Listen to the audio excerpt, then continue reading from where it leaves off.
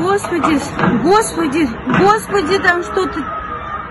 Господи, там кто-то стреляет. Девчонки. Моего ребенка еще там?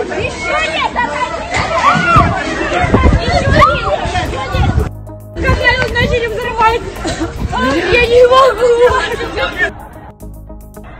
Взорвалось 4 бомбы. Выбило все двери. Сначала мы слышали взрывы, это как вот хлопки, как будто стреляли, а потом уже вот, мы как раз там прям рядом были. Сначала мы сидели на уроке на русском языке и бомбануло на первом этаже. Мы этому значения не придали. Дальше все, взрыв пошло больше и больше. Мальчики, получается, подбежали к окну и посмотрели на первый этаж. Окна, двери, парты все были выбиты. Очень сильный взрыв. Понятно, что это необычный взрыв. Я, если честно, подумал, что заправка тут рядом. Я думал, может, заправка.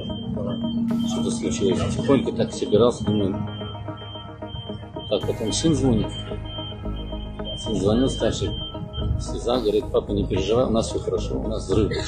Но нашу девочку позвонили, сказали, что увезли в ДРКБ, но не можем найти.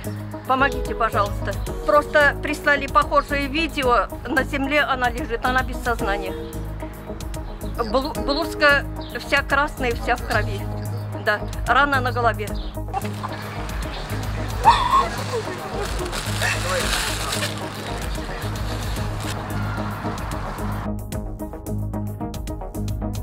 Kimimiz vafot bo'ldi. 8 класста.